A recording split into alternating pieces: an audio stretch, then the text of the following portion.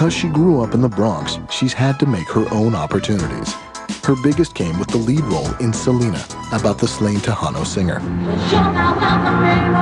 They didn't go, that's the one, she's it, you know. I mean, they screen tested 7 women, 4 actresses, and 3 that were from the open calls that they had.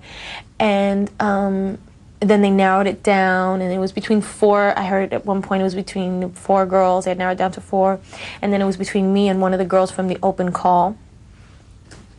And then, you know, finally they decided. Jennifer got the role and a movie star salary, $1 million. But along with the big paycheck for Selena came a big responsibility. Of course, there was a lot of pressure with whoever would have gotten it because she was so beloved and because, you know, it was a huge job. There was a lot to do. You know, she was very fresh in the public's mind. They remembered her. How do you do it without trying to impersonate her or being a caricature? You know, you don't want to do any of that. You want to be a real person, and, you know, that was the hard part. Action! Despite initial skepticism, Jennifer won over Selena's fans. 64,000 of them showed up to be extras and recreate Selena's concert at the Houston Astrodome. One of the most magnetic and spectacular moments for all of us was early on in filming when we were doing the Houston Astrodome concert. We walked into the stadium and the lights went down and I walked up on that stage. They went mad. I get goose pimples, look, just thinking about it because it was amazing. Word of mouth guaranteed a huge turnout for the premiere. How often do you see a Latina, you know, playing the lead role in the movie's name, walking down a carpet with people screaming across the street? It's like a dream come true for me. The dream didn't end that night. During the wrap party, Jennifer's boyfriend, Ohani Noah, proposed, and they were married later that year. And as icing on the wedding cake, she was nominated for a Golden Globe Award. Just so thrilled to be here, and I just feel privileged. I feel like, you know, struck gold or something. In addition to Selena, Jennifer had 2 other movies in 1997. One was a thriller about a 42-foot-long killer snake, Anaconda. Her part was originally written for a non-Latina, so Jennifer gave the character a new last name. When I got the role, I changed it to Flores. Strong woman, starts off as a strong woman, but also progresses into an even stronger survivor. Very appealing to me at my point where I was movie making wise, because I had really played like the women between 2 men. It was the first time that you had kind of a thriller in this, you know, gigantic snake, and it added a lot of excitement.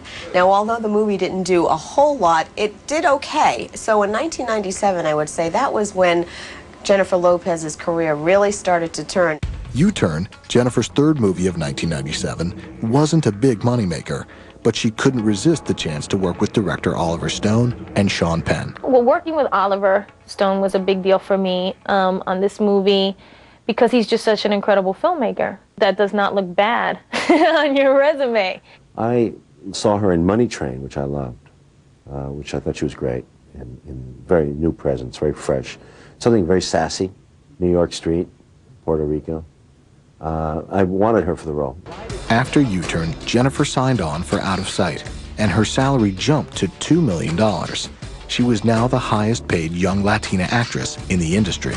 Pretty busy and well paid, but of course there's always room for improvement. Despite her professional success, Jennifer's marriage to Ohani Noah came to an end.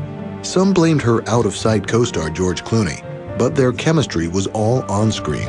He made my job really easy to like him. He is so likable. He's just a really down-to-earth guy and just super fun, super nice. People just, he had the crew in stitches all the time. We just had a really good time. Clooney and Lopez got very close during production, especially for this closed trunk sequence that required 45 takes. Oh my God. The most important thing is that Jennifer Lopez is completely naked. And I don't want that, I want that out there. Contrary to Clooney's boast, Jennifer actually kept her clothes on for Out of Sight, but she did leave things open on the nudity issue. You know, I always go by what the character calls for. If the story is a type of story where it's very important that you see it, or the character is that type of character and that's what it's about, yeah, then maybe I'll do it. Hands in the air, stop! While Jennifer was working on Out of Sight, she signed the contracts for her first album. This is what I've been working on the past few months since I finished Out of Sight. We're just, doing the music for it. Before the recording hit stores, Jennifer had another movie for 1998. She was the voice of Azteca in the animated picture Ants. It's about this. After Ants, Jennifer took time to concentrate on her music career. She also started dating Sean P. Diddy Combs, a rapper and record producer. In 1999, Jennifer was invited to the Oscars as a presenter. I'm very excited. You can't help but be excited coming into all of this. You get a little nervous too. It was during this time Jennifer's music fans came up with her famous nickname. Her fans are the ones that started giving her the nickname J-Lo, and she just went with it because she thought it was kind of cool. That December, J-Lo faced a major scandal. She and P. Diddy were at a New York nightclub when a series of events ended in a shooting. The couple fled the scene. Jennifer was taken into custody, handcuffed, and held 14 hours for questioning. She was cleared of any wrongdoing, but the damage had been done. Although they would eventually break up, Lopez stood by Combs and appeared at his side in this not-to-be-forgotten Versace dress at the 2000 Grammy Awards. The incident in the nightclub in New York with P. Diddy did affect her so much emotionally. She not only lost a person that she really seen herself with, but she also lost a lot of the things that she found to be exciting around him. Trying to put the nightclub incident behind her, Jennifer made another movie, The Cell, released in 2000. The surreal drama was directed by music video director Tarsum Singh. You can tell when you start talking to him that he definitely had an understanding of the material, but not only that, that he was visually going to take it to another level. How far, I did not know, but now that I see it, I'm like, wow. Anyone charting her salary would see Jennifer's career was on the rise. She made $4 million for The Cell, and more than double that on her very next picture.